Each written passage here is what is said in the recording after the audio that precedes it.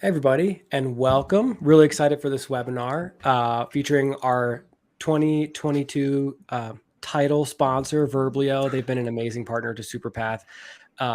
Seriously, so much of the work that we do together helps keep the Slack community thriving and free for everybody, to be very frank.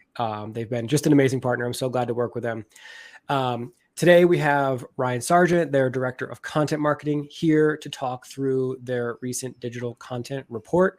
There is a ton of really interesting data in this report.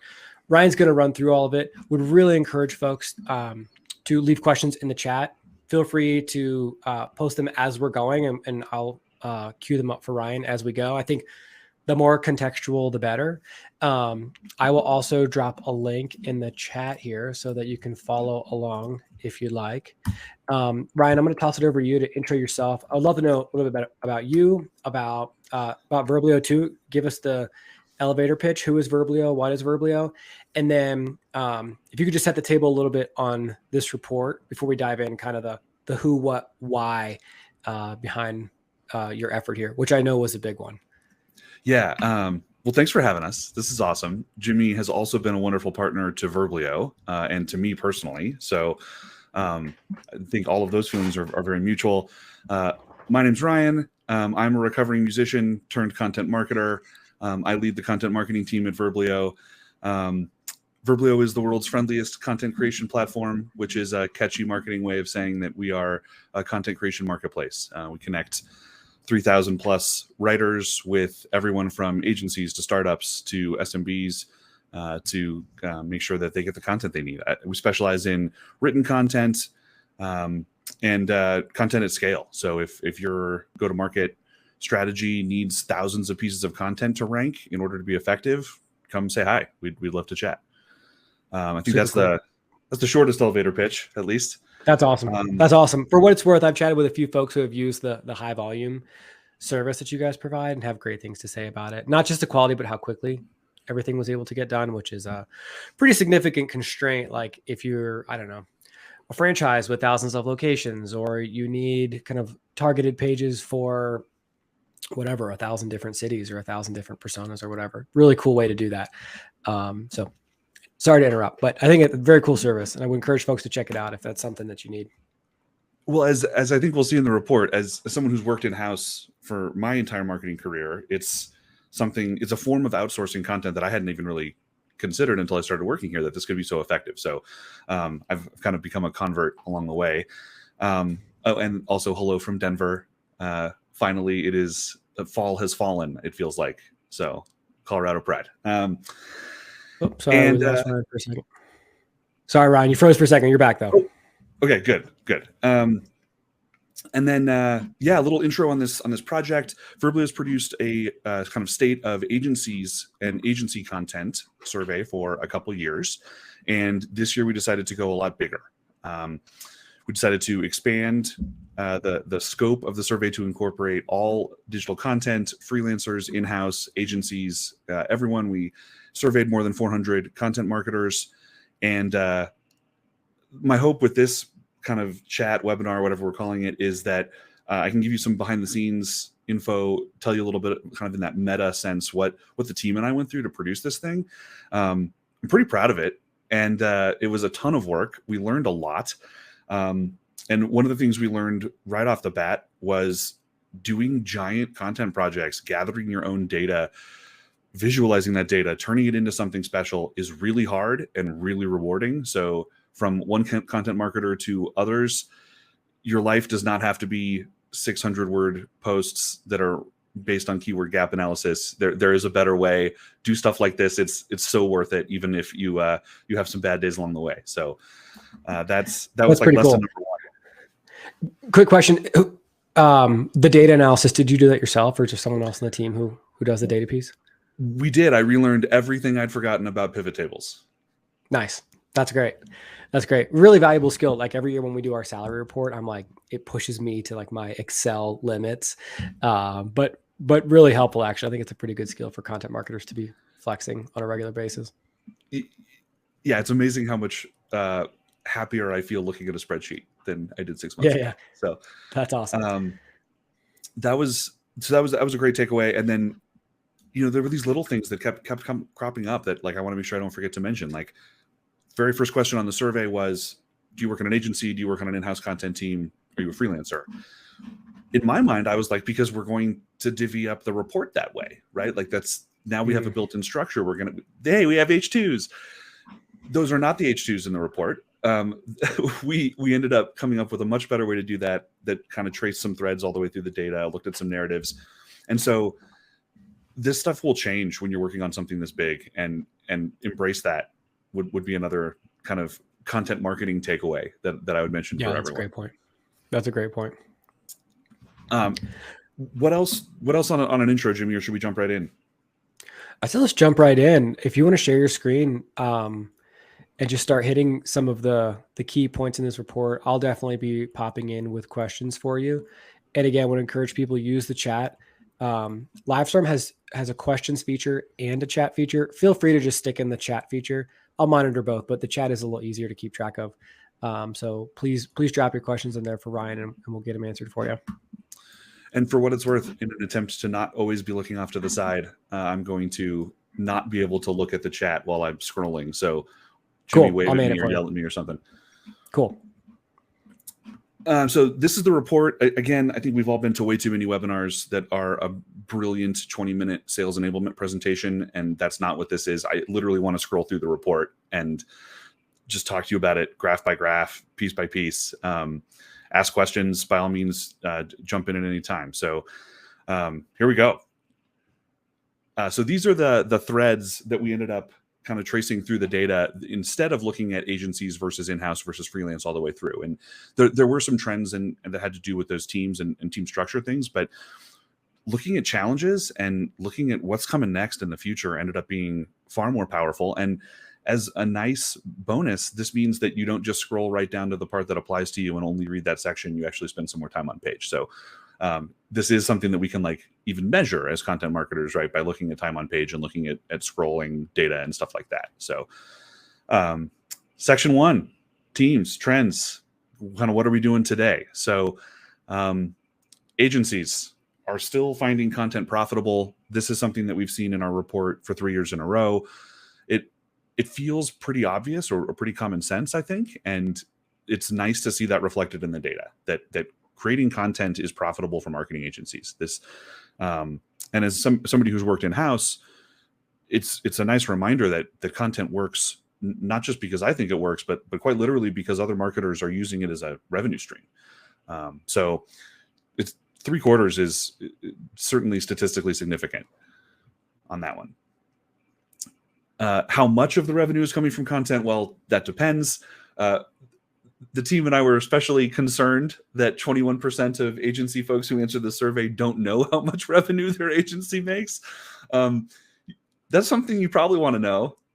And if you don't, I bet you can find out. So there's that one to call out. It's clear that for some agencies, revenue is a nice add-on, right? It's something that they can do, but maybe isn't the bread and butter. And then there are other agencies, this more than 3/4 of revenue, that content is like what they do. Like they are a content agency first and foremost. And that's very exciting. And so then using our newly rediscovered pivot table skills, we took a deeper dive, and it turns out that the agencies that make most of their money from content are big ones. 2/3 of the agencies in that bar showing more than 75% of revenue from content have more than 10 employees. So if you're a tiny agency, content might require so many resources that it's tough to turn into your cash cow. Whereas a big agency that has lots of resources can really lean in on content. I'm going to pause there. Yeah, I find that to be super interesting. I'm wondering, I guess I have a number of questions. One, I'm wondering where most of the revenue comes from for those smaller agencies.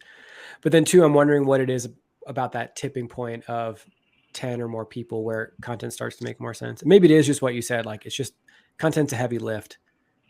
It's also possible that the tipping point was our arbitrarily chosen buckets of fewer than 3 employees, 3 to 5, 5 to 10, and 10 to 25, et cetera. So I think that makes sense though. Like I think I would have organized it the same way, just based on like the the agency folks that I know and how the companies are structured, how many people they have.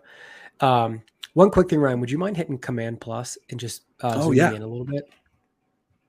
better. That's great. Yeah, that's great. Now I know we're gonna talk more about outsourcing. I feel like that's probably a key thing too. Like at a certain point, Yeah. an agency with 10 or more people is generating I would imagine like fairly healthy revenue. It's probably easier at that point to have a discussion about like, okay, content is a great service we should offer our clients, but who should do it? Yeah, and that's a perfect segue. This is the next section.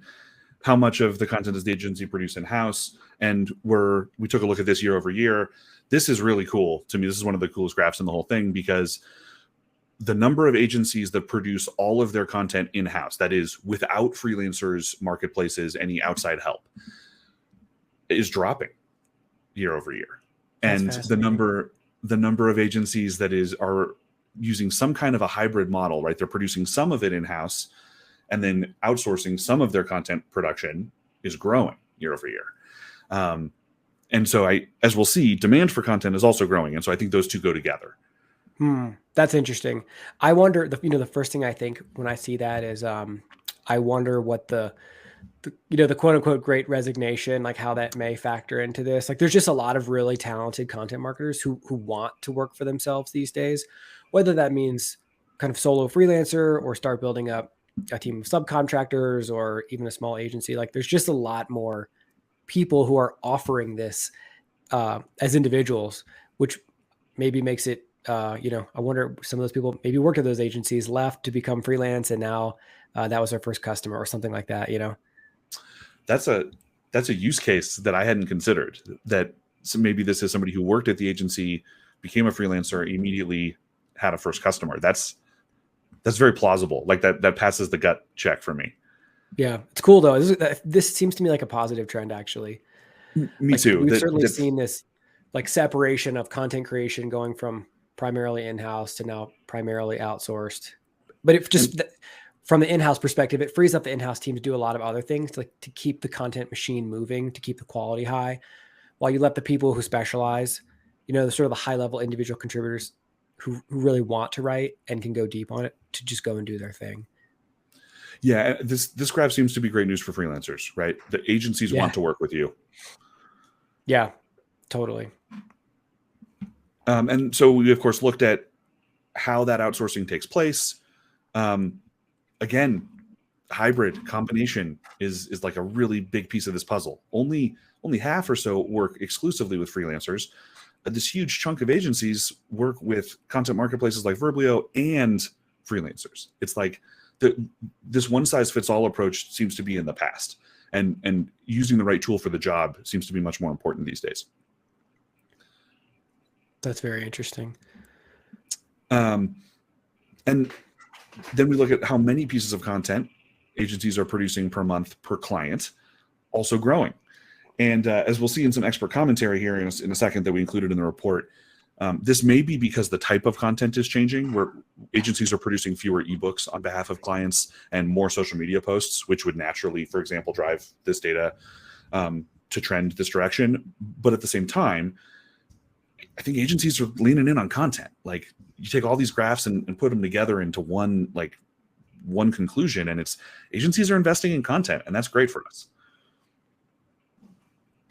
I just dropped a question in the chat for people. I'd just be curious of the folks who are here, how much content do you, meaning either your agency, if you work for one, how much content do you produce per client per month, or if you're in-house, how much content are you producing in-house too?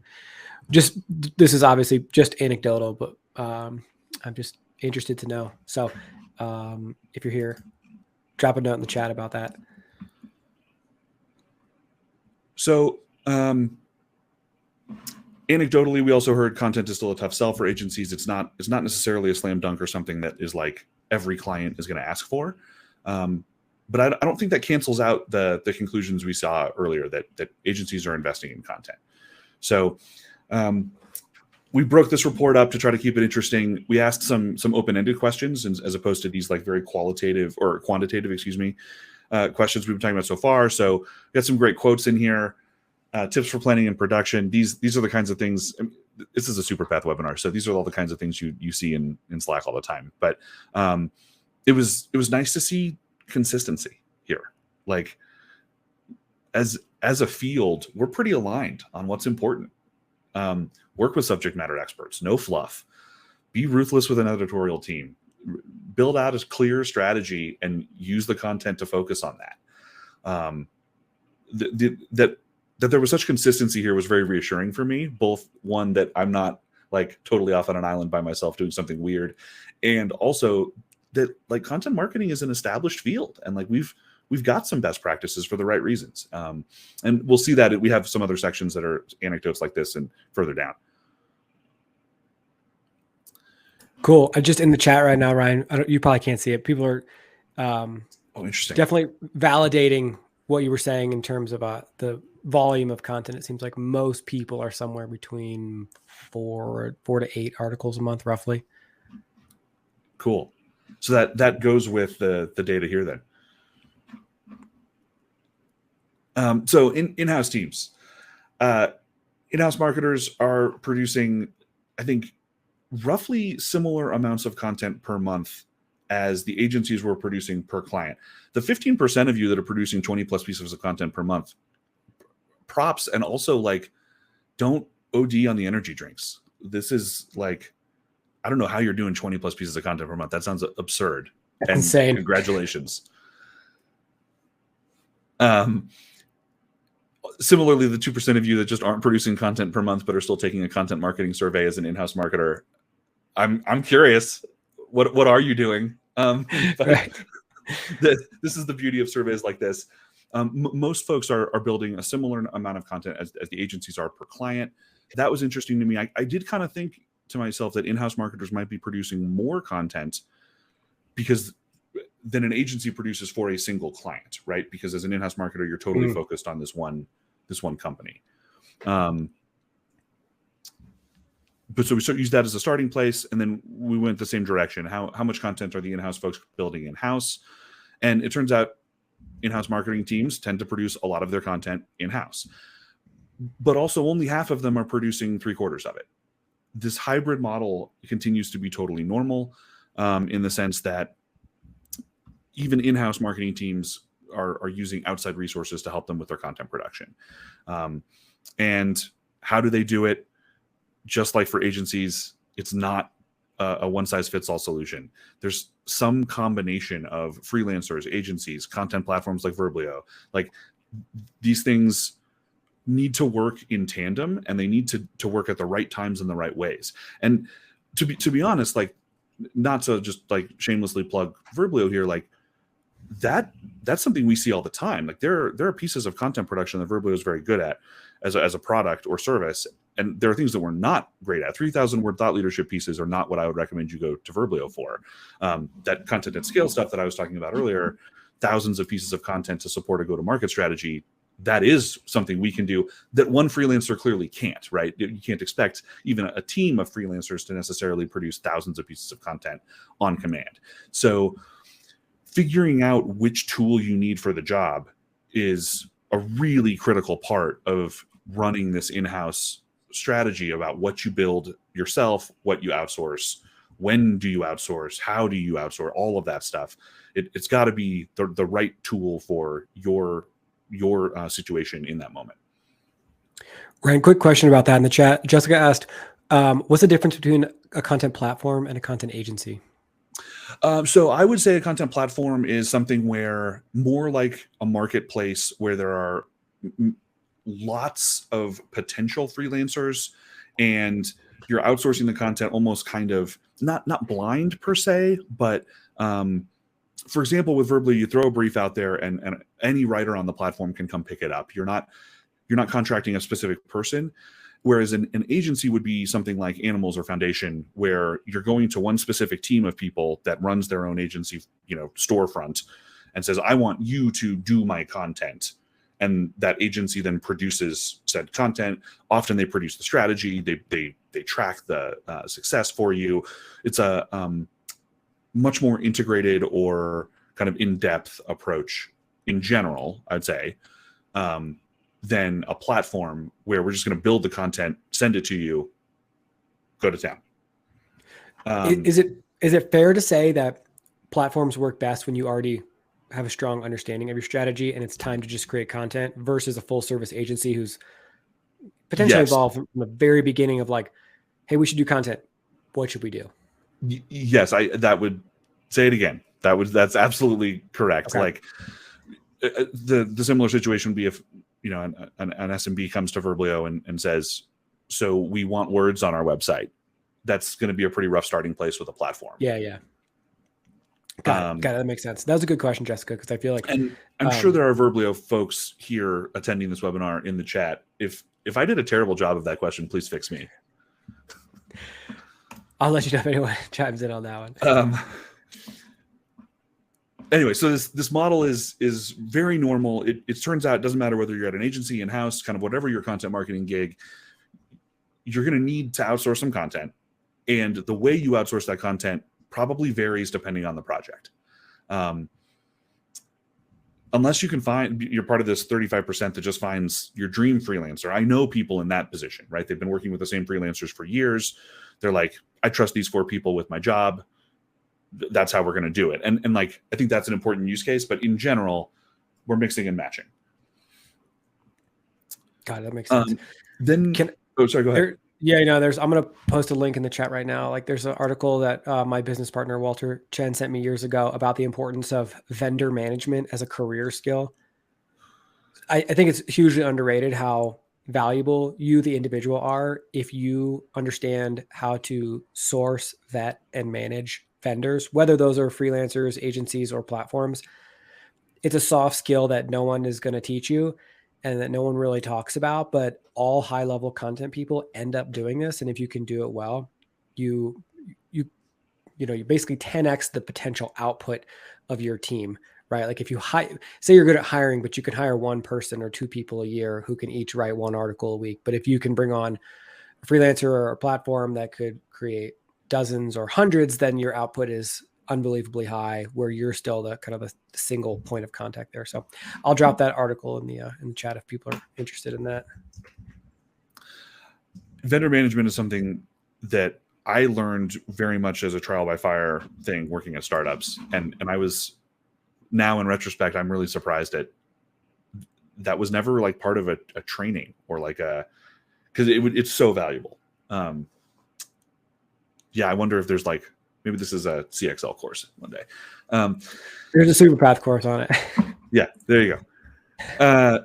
So this is the honored Jimmy Daly question. This question was in the survey because Jimmy suggested it. Which of the following best describes your in-house content team? This was a fascinating one for me. I've answered this question very differently at different companies, and I think it's really telling that like some in-house content teams are seen as part of a growth team.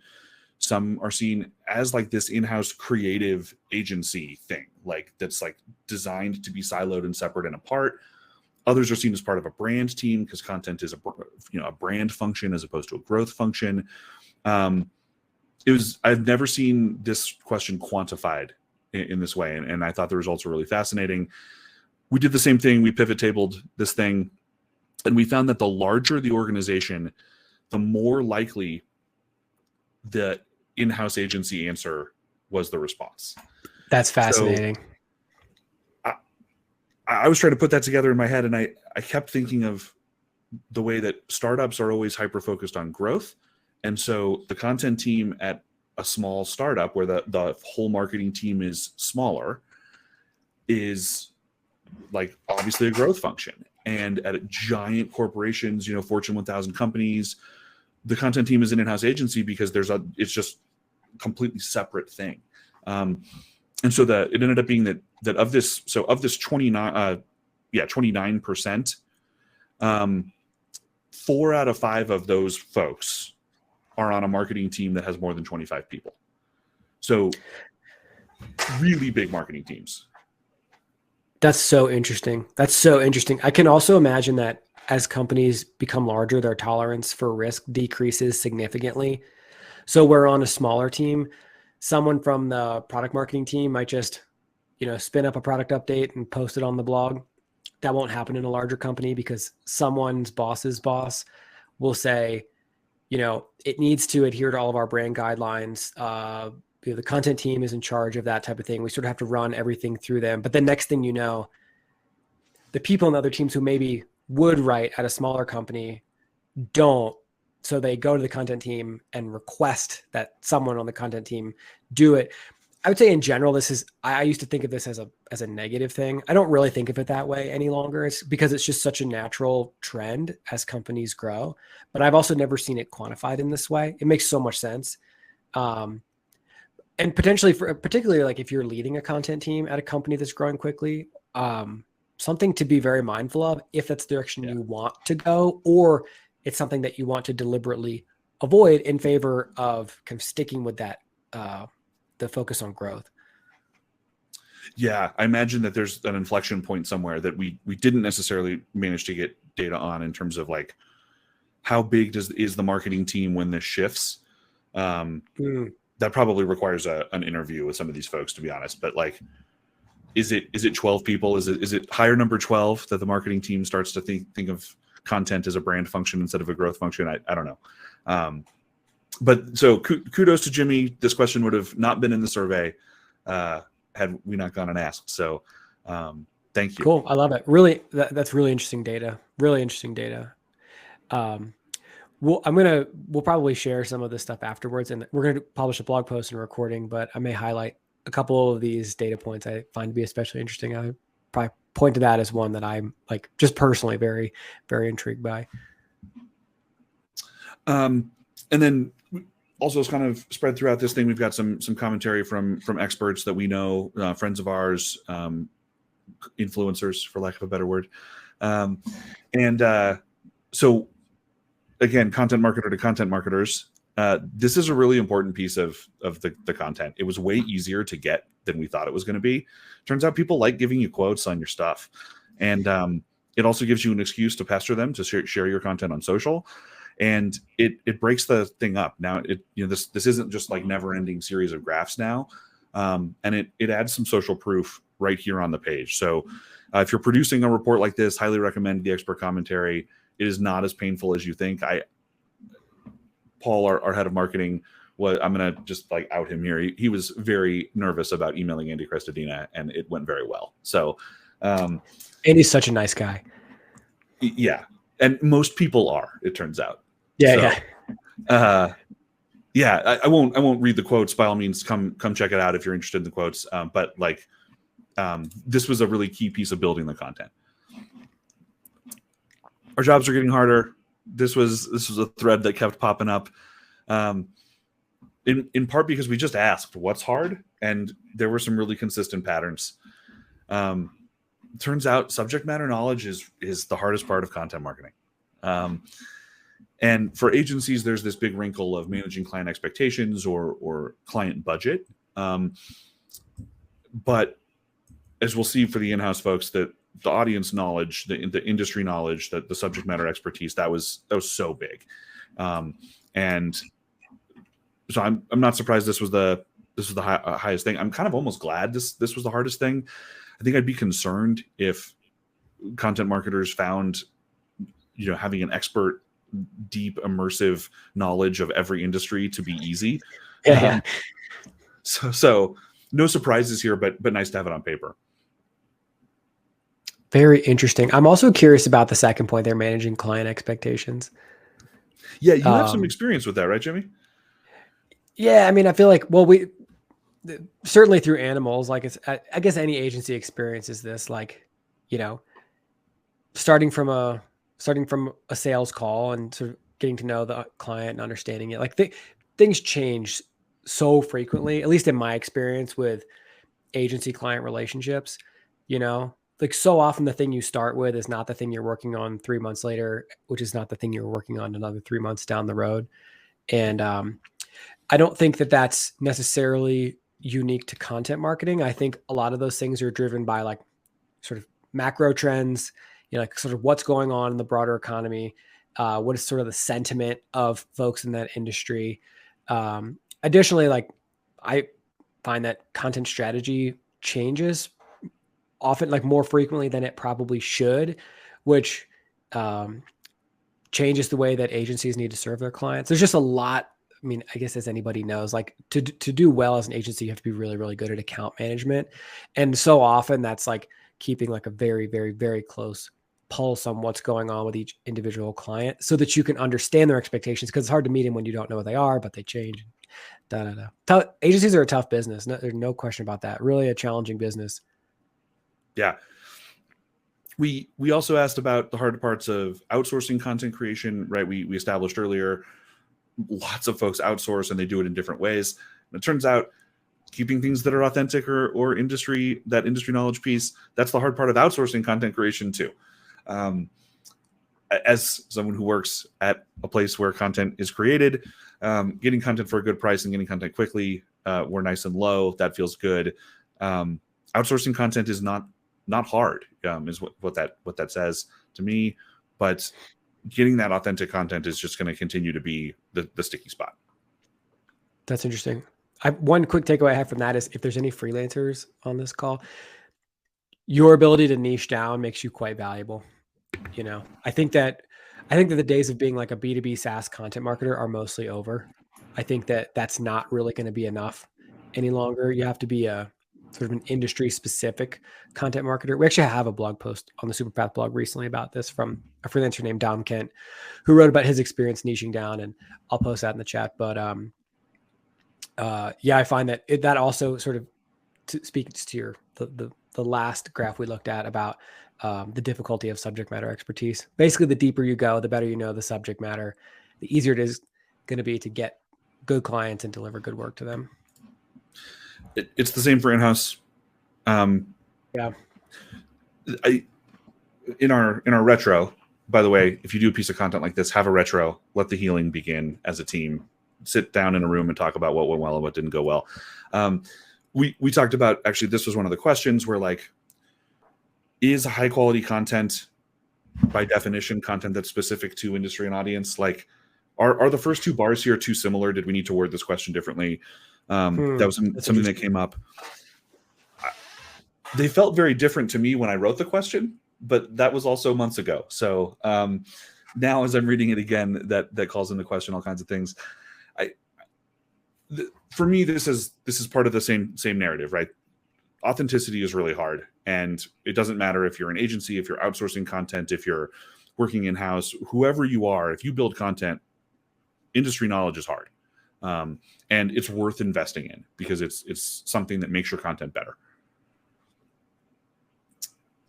And we actually asked the Verblio sales team, like, does this line up for you? Is this something that you think resonates? And they slacked us back literal quotes from conversations, like how important this is when you're outsourcing content. So, yeah, that's so interesting. Freelancers, pretty interesting for Verblio, just in the sense that, like, as a platform, you're pretty well positioned to serve many industries. Yeah, and we vet writers and bucket them by industry for that reason. So, well, freelancers didn't want you all to be left out. So what's the hard part for freelancers? It's the same thing. What I thought was interesting here is that freelancers were more divided than agencies or in-house folks in terms of what was hard, right? These bars are much closer together, much more consistent.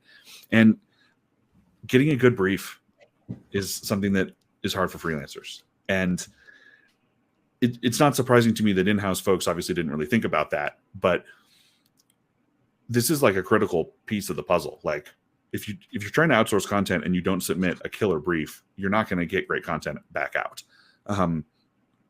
And it's like, it's here in like numbers in writing on the graph. You got to give freelancers something good to work with on the front end. I find this chart to be very interesting because there's not like a fat head and a long tail. It's just a fat head. You know, like there's these couple like really key problems. I'm sure if you were to give people 50 options, there would be a long tail, but it just seems like so many people struggle with these exact same problems. And for what it's worth, logistics here means invoicing, scheduling a kickoff call, stuff like that. Yeah, that makes sense. That's interesting. There's for in-house people, there's also like there's a way to be a great client too. You know what I mean? Like you'll see a lot of stuff out there about how to manage accounts and be a good freelancer and things like that. But that responsibility definitely lies on the team that hires these people to set them up for success.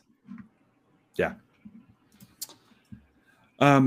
More quotes from folks who took the survey, including a bunch of Superpath folks. Again, so pleased to see that this was consistent. And this was actually one of my favorite quotes in the whole thing. Quality content doesn't mean beautifully written. That like there is this hard bar for things like grammar. Like you must meet these expectations, but really high quality content doesn't necessarily mean making the writing more eloquent as much as providing information. And so there was, anyway, there's great nuggets in here. I encourage everybody to go check this stuff out. What's working for content? It's still blog posts and landing pages. Like the rise of the ebook is not coming. We aren't 6 months away from all of us doing nothing but white papers. So I was surprised video wasn't higher, just because we talk so much about video as content marketers and how important it is. But I think at the end of the day, like videos are still really hard to build, and they're hard to build well. Yeah. And so many of us come from writing backgrounds, and when the thing that we're good at is also efficient, we're going to default there. And that leads to blog posts being on top again. Blog posts have been on top for all 3 years of our survey for this. That's really interesting. A quick note on the video thing. I find that to be fascinating. Like certainly in our Slack group, we see some talk about video and audio, like podcasting, and it feels like it's kind of generally under the category of content marketing, but to some degree, the skill set of like how to provide information, how to tell a story is the same. But I do wonder if people bump into kind of technical challenges, like how do you actually do it? Like, how do you operate the camera? How do you edit the audio? What tools do you need to clean it up, publish it? Like all that stuff is really different, even if kind of the core thing there, creating the content is roughly the same. And actually, Ryan, quick question for you on this. Do you know how this is separated between B2B and B2C? We don't. That was, I think, a big question that we didn't get on the survey. We didn't think about it. And so that was also in our retro, that a B2C, B2B question is going to be really important for next year. It's another layer for all those pivot tables that may split this out really well. Because if that 10% of social media posts are all B2C and all the videos are B2B, for example, like that would really change this graph. Right.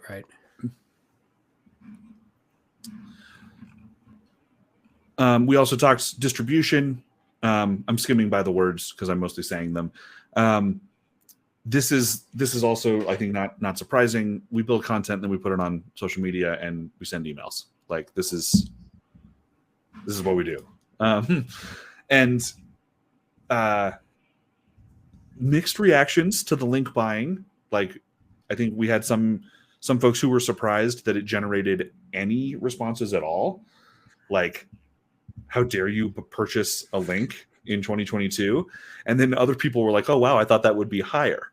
So that was kind of the question mark bar here. Also, the 4% of you that said, I don't think any promotion is needed. Maybe there's overlap there with the people who say they're content marketers, but also produce no content. So that one was a tricky one.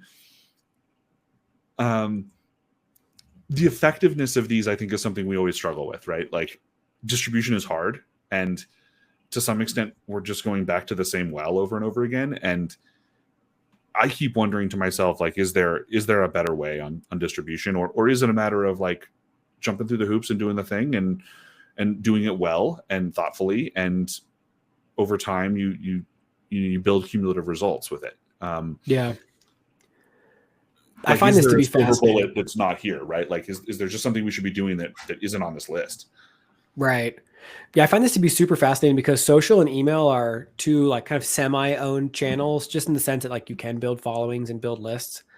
So like I like to say, promotion is hard, distribution is easy. Meaning, like if you invest the time to build the newsletter list and build the Twitter following, the LinkedIn following, et cetera, then when it comes time to distribute, you have a place to send it. Versus Yeah. if you don't have those things, then now you're buying links, or you're Right. doing cold outreach, which in some cases, like that's what you need to get things kickstarted. I'm curious about buying links, if that's how exactly that happens. Like, I wonder if some agencies may offer like a guest posting thing as an add-on to a content program, or if people are literally just paying cash for links. Yeah, I don't know what that looks like these days, to be honest. Like, yeah, me either. We've worked with agencies in terms of like a link building campaign type thing, but that's very, I think that's different than a straight up like buy a backlink. Yeah. We have a follow-up question in the chat, which may be too deep to go into in this conversation, but Mia asked, any best practices for distributing on social?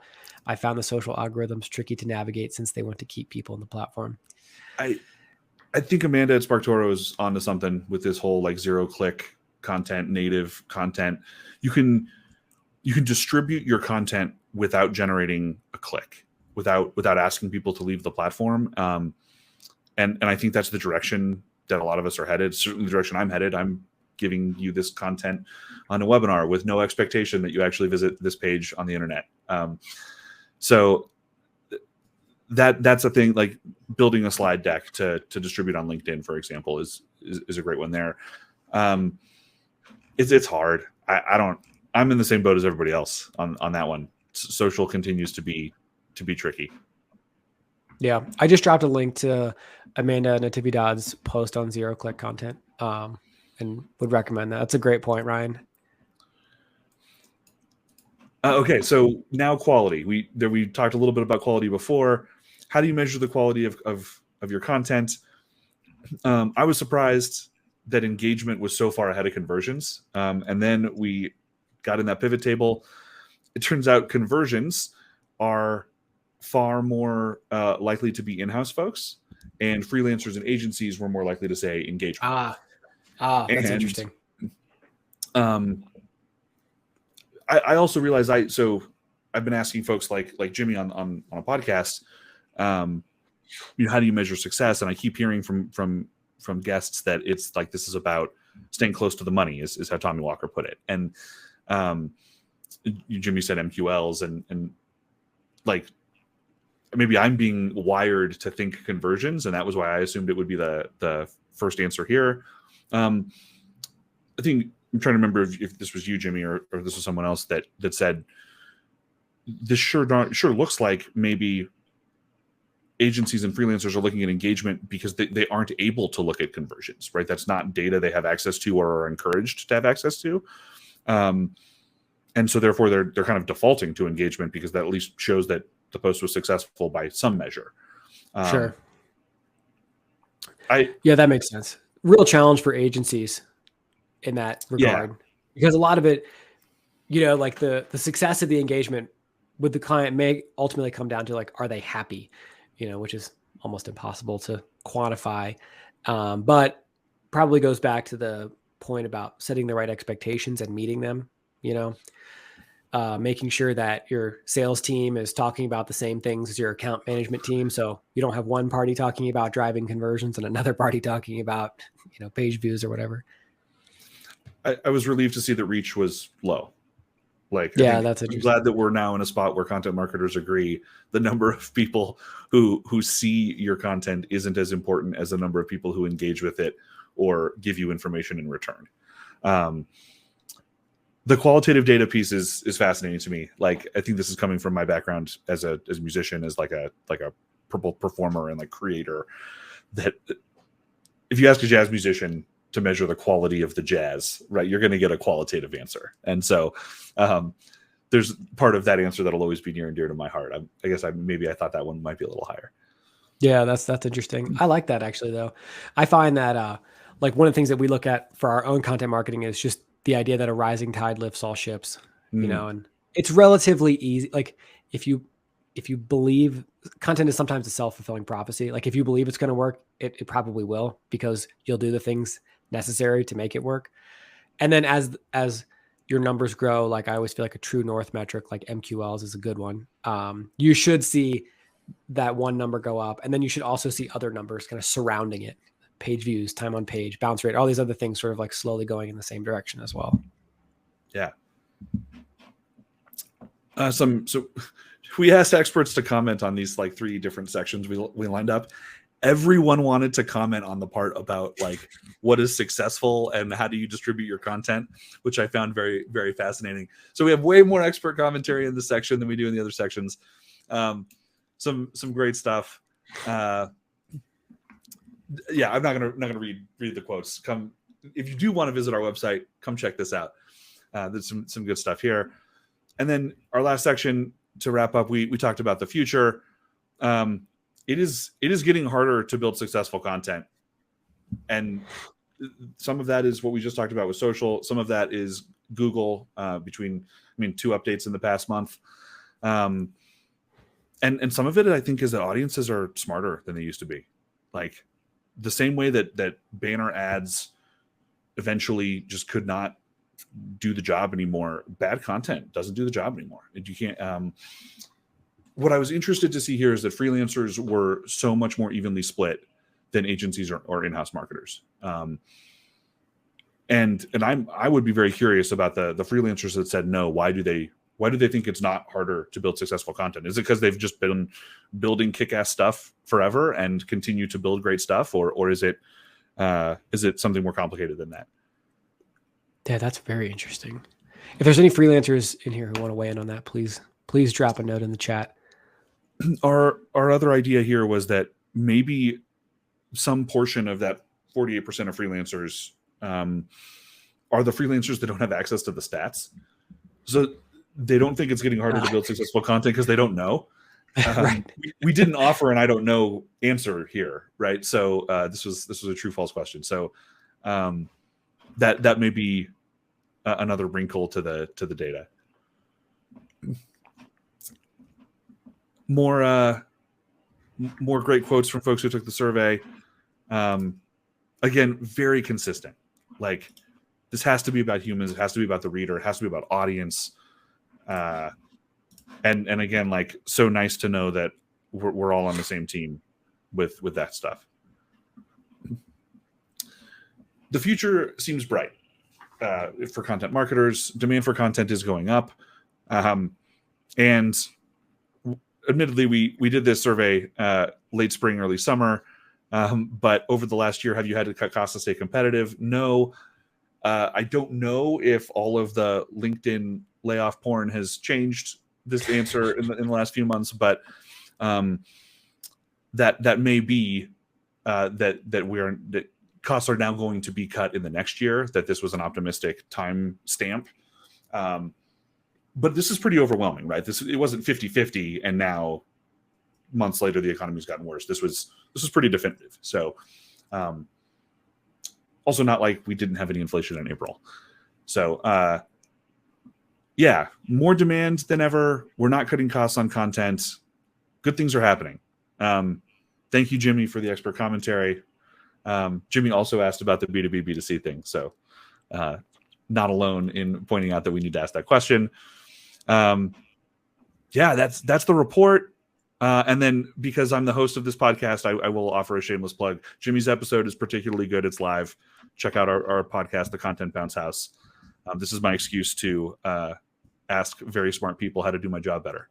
So yeah. I'll put a link to that in the chat also here.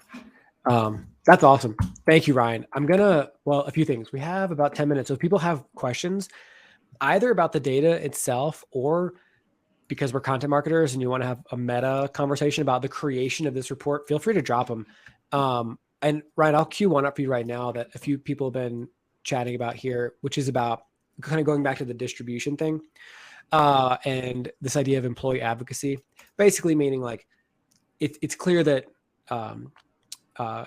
distribution performs better when individuals post on their own accounts rather than coming from a company account. That's really difficult to scale. Do you have any thoughts on that, or is there anything you all do at Verblio? I totally agree, especially on LinkedIn. We have just kind of commandeered the CEO's account, and Oh, essentially nice. Verblio uses the CEO's account on LinkedIn as our LinkedIn, I would say. Mm. And I know that for B2B in particular, that's becoming more and more common. Yeah, in terms of the employee advocacy thing, that is also something we have struggled with. It's hard to get employees to care deeply about your industry unless they are also like participants in that industry, right? And I think Right.